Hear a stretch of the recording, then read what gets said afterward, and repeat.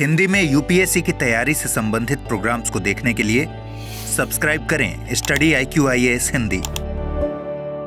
नमस्कार साथियों, मैं कुणाल आप सभी का study IQ IAS Hindi YouTube channel पे स्वागत करता हूं। तो जैसे कि थंबनेल से आप लोग समझ चुके होंगे कि बात करने वाले हम लोग पाकिस्तान के द्वारा शिव मंदिर की यात्रा के लिए जारी किए गए वीज़ास के बारे में। ठीक है, तो देखिए फिलहाल पाकिस्तान की तरफ से एक बड़ी मात्रा में वीज़ा जारी किए गए हैं भारतीय तीर्थ यात्रा को, और न्यूज़ का कहना है कि पाकिस्तान ने 154 भारतीय तीर्थ यात्रियों को वीज़ा जारी किए हैं श्री कटासराज मंदिर में दर्शन करने के लिए। अपने आप में महत्वपूर्ण न्यूज़ है ना, क्योंकि जहां पाकिस्तान और भारत दोनों ही देश कहीं ना कहीं एक 36 का आंकड़ा लिए बैठे हैं, विवाद चलते रहते हैं दोनों देशों के बीच में, उसके बावजूद ऐसी खबरें आना अपने आप में महत्वपूर्ण है। तो देखिए दरअसल ये खबर इस वजह से आई है क्योंकि 1954 में भारत और पाकिस्तान के बीच में एक प्रोटोकॉल संपन्न हुई थी। इस प्रोटोकॉल को कहा जाता है धार्मिक स्थानों की यात्रा पर पाकिस्तान भारत प्रोटोकॉल। इस प्रोटोकॉल को करने का मुख्य उद्देश्य ही यही था कि विभाजन के कारण जो गैर मुस्लिमों के तीर्थ स्थल हैं या उनके जो पवित्र धार्मिक स्थल हैं जो भी पाकिस्तान की भूमि पर मौजूद हैं, भारत के लोग वहां जा पाएं, आ पाएं, वहां पे यात्रा कर पाएं, वहां पे दर्शन कर पाएं। तो इसके लिए इस प्रोटोकॉल को संपन्न किया गया था। ऐसा ना हो जाए कि भाई आपके पास भूमि आ गई तो तीर्थ स्थल भी आपके पास चले गए, आप उनको तोड़ फोड़ दें, नष्ट कर दें। तो ये सभी चीजें नहीं होनी चाहिए। वो ऐतिहासिक धरोहर है, उनको बरकरार रखा जाना चाहिए, और जब मान्यताएं हैं लोगों की तो उनको वहां पर दर्शन करने की अनुमति भी मिलनी चाहिए।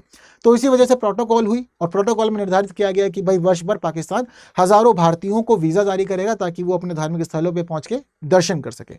तो उनमें से एक है हमारा श्री कटासराज मंदिर, जहां पर साल में 2 बार यात्रा के लिए वीजा जारी किए जाते हैं पाकिस्तान के द्वारा। ठीक है, तो इस पर स्पष्ट रुख अपनाया है फिलहाल पाकिस्तान ने, काफ़ी अच्छे से वीज़ा जारी किया। और पाकिस्तानी राजदूत जो भारत में मौजूद है उनका यही कहना है कि देखिए पाकिस्तान सरकार के द्वारा ये कार्य किया गया है, दरअसल वह चाहते हैं कि वह अंतर्धार्मिक सद्भाव को बढ़ावा दें और साथ साथ आपसी समझ को बढ़ावा देने के लिए वो अपनी नीति को इस प्रकार से अनुसरण करते रहें। तो ये सुविधा जो है वो जारी रहेगी, सबको मिलती रहेगी लगातार, ये रुख उनके द्वारा प्रस्तुत कर दिया गया है। ठीक है, तो अब ये जो यात्रा है यानी कि जिस प्रकार से वीज़ा जारी किया गया, दरअसल एक यात्रा के लिए जारी किया गया, और ये यात्रा 24 फरवरी को शुरू होकर 2 मार्च तक जारी रहेगी। ठीक है, पर क्यों यही समय, क्यों और पर्टिकुलर इसी समय पर क्यों जारी किए हैं पाकिस्तान ने वीज़ा? क्या कोई मुझे बता पाएगा? अगर बता पाएंगे तो बिल्कुल कमेंट बॉक्स आप लोगों के लिए अवेलेबल है, कमेंट बॉक्स में जल्दी से मुझे आंसर बताइए। ठीक है, बाकी इस मंदिर से जुड़ी कुछ खास बात आपको मैं आगे चलते हुए बता देना चाहूँगा। तो देखिए दृश्य जो है इस मंदिर के काफ़ी ज़्यादा सुंदर है, प्राकृतिक सौंदर्य भी है और सांस्कृतिक सौंदर्य भी हमें यहाँ पर अच्छे देखने को मिलता है। काफ़ी सुंदर है, संस्कृति का अलंकरण यहाँ पर हमको देखने को मिलता है। काफ़ी अच्छी तरह से मंदिर ये बना हुआ है। तो काफ़ी सारी पौराणिक मान्यताएं हैं, पौराणिक कथाएं हैं इस मंदिर के मामले। ठीक है, वैसे आपको मैं बताता हूँ यहाँ पर कि जो रास्ता हमें इस मंदिर तक लेके जाता है उस रास्ते में ना बहुत सारी सेंधा नमक की खदानें भी पाई जाती हैं, और भारत में व्रत के दौरान हम लोग बहुत ज़्यादा इस्तेमाल करते हैं सेंधा नमक को। ठीक है, तो सेंधा नमक की खदानें बहुत सारी, और हम लोग यहाँ से बड़ी मात्रा में सेंधा नमक को आयात भी करते हैं। दरअसल ये जो क्षेत्र है श्री कटासराज मंदिर वाला, हमारे विभाजन से पहले यह क्षेत्र हिंदू बहुल क्षेत्र हुआ करता था। यहाँ पर हिंदू बड़ी जनसंख्या में रहा करते थे। जब विभाजन हुआ तो उन्हें विस्थापित होना पड़ा, वे सभी लोग फिर भारत आ गए। जिस समय जब ये हिंदू बहुल क्षेत्र हुआ करता था, विभाजन नहीं हुआ था, तो समझ लीजिए कि सिर्फ और सिर्फ भारत के आसपास के लोग ही नहीं बल्कि दूर दराज के लोग भी यहाँ पर दर्शन करने आते थे, श्रद्धा रखते थे बहुत ज़्यादा। और आज भी यही श्रद्धा का मामला जो है बरकरार है, और आज भी बहुत सारे लोग यहाँ पर अपने पितरों के तर्पण के लिए आने जाने का कार्य किया करते हैं। ठीक है, अब देखिए ये मंदिर जिस प्रकार दिख रहे हैं, यहाँ पर आपको एक कुंड भी देखने को मिल रहा होगा। ये कुंड अपने आप में बड़ा ही ऐतिहासिक और सांस्कृतिक महत्व रखता है, पौराणिक महत्व बहुत ज़्यादा है इस कुंड का यहाँ पर। दरअसल जब हम पुरानी चीज़ों को समझते हैं तो हमें यहाँ पर यह पता चलता है कि वैसे तो ये मंदिर 1000 सालों से भी ज़्यादा पुराना है, पर 1000 सालों से ज़्यादा पुराना होने की खास बात यहाँ पर क्या है कि जिस समय माता सती ने अपने शरीर का त्याग किया था, तो उनके शरीर के त्याग करने के बाद भगवान शिव ने उन्हें बहुत समय तक अपने पास संभाला था। अब उस दौरान हम ये देखते हैं कि भगवान शिव की आंख से 2 आंसू गिरे थे। एक आंसू जाकर के गिरा था पुष्कर में, और जो दूसरा आंसू था वो दूसरा आंसू जाकर के गिरा था श्री कटासराज वाले क्षेत्र में। भगवान शिव का आंसू गिरने की वजह से इस क्षेत्र में पवित्र कुंड बन गया, और उसके बाद हम देखते हैं कि यहाँ पर आसपास काफ़ी अच्छे से मंदिर वगैरह तैयार हुआ, और ये सभी चीज़ें फिर यहाँ पर बरकरार रही। तो भगवान शिव के मामले में ये मंदिर बहुत ज़्यादा महत्वपूर्ण है, और वही रीज़न है इस समय फ़िलहाल ये वीज़ा जारी करने का, क्योंकि भगवान शिव के मामले में खास दिन जो हम लोग जानते हैं महाशिवरात्रि आने वाली है, 26 फरवरी को ही है। तो महाशिवरात्रि के अवसर पर इस यात्रा को बहुत अच्छे संपन्न करने के लिए पाकिस्तान में तैयारियां चल रही हैं, और सभी चीज़ें, सभी व्यवस्था वहाँ पर मेंटेन की जा रही है। तो महाशिवरात्रि का अवसर है जिस वजह से वीज़ा जारी किया गया है। 24 फरवरी से 2 मार्च तक की यात्रा का समय भी निर्धारित किया गया है। ठीक है, इसके अलावा हम लोग चीज़ें देखते हैं तो पता चलता है कि काफ़ी कुछ यहाँ पर खास है और काफ़ी अच्छी तरह से बना हुआ है। हालांकि बेशक ये भगवान शिव का मंदिर है, लेकिन भगवान शिव के मंदिर होने के साथ साथ हमें यहाँ पर एक खास चीज़ और देखने को मिलती है।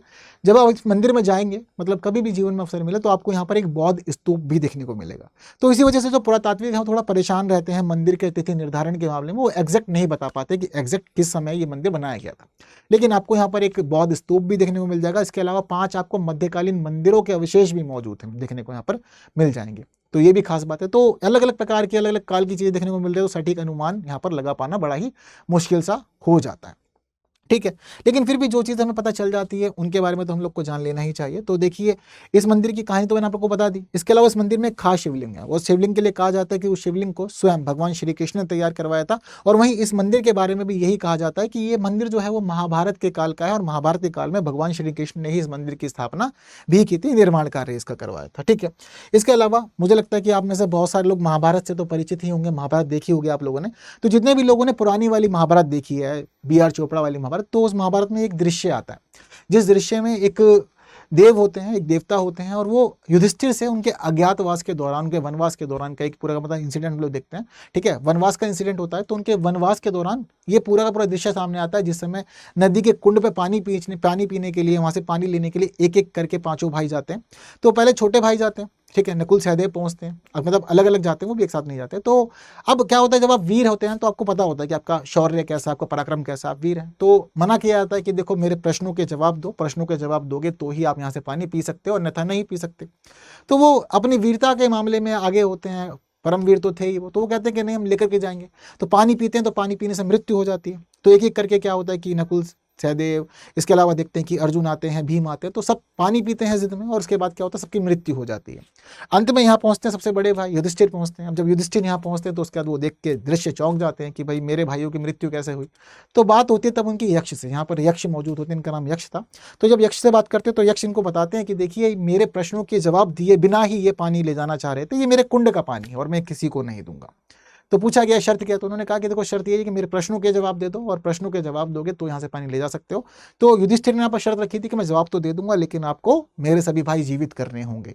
तो शर्त के अकॉर्डिंग प्रश्न पूछे जाते हैं, युधिष्ठिर सारे जवाब देते हैं और सभी भाई जीवित भी हो जाते हैं। ये दृश्य देखने को मिलता है। तो महाभारत के मामले में भी ये कुंड हमें देखने को मिला है। ये कुंड यहाँ पर भी महत्वपूर्ण और ऐतिहासिक चीजों को लेकर के चला है। क्लियर है बात सारी। तो कुंड का काफी ज्यादा महत्व रहा है हिंदू धर्म में, लेकिन जिस समय विभाजन हो गया था, तो विभाजन के बाद हम देखते हैं कि इस पूरे मंदिर परिसर के आसपास औद्योगिक गतिविधियां काफी तेज हो गई थी। पाकिस्तान के प्रशासन ने टेंडर देने शुरू कर दिए थे, और इन्हीं टेंडरों की वजह से यहाँ पर काफी ज्यादा चीजें जो थी वो गड़बड़ा गई थी।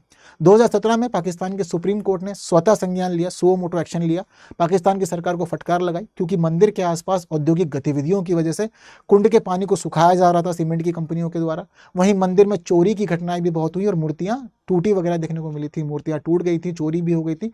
तो ये सभी चीजें काफी नुकसान में थी। तो पाकिस्तान की फिलहाल सुप्रीम कोर्ट का कहना था कि ऐतिहासिक धरोहर है, इसका संरक्षण जरूरी है, तो आप इसको संभाल के रखिएगा, यह जरूरी है। और उसके बाद से मेंटेन भी किया जा रहा है, और साल में 2 बार आप वीजा जारी करते हैं भारत के तीर्थयात्रियों के लिए यहाँ पर दर्शन के लिए। तो ये भी एक महत्वपूर्ण पक्ष है हमारी इस न्यूज का। क्लियर है बात सारी।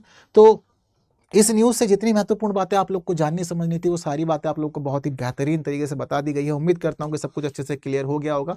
फिर भी कोई डाउट है तो आप लोग कमेंट कर सकते हैं, वीडियो को शेयर जरूर कीजिएगा, जिन्होंने लाइक नहीं किया है वो भी लाइक जरूर से कर दीजिएगा, और बस बने रहिए हमारे channel study IQ IAS Hindi पर। फिर मुलाकात होगी अगली वीडियो में कुछ नए विषयों के साथ। तब तक के लिए दीजिए मुझे विदा। Thank you so much. जय हिंद।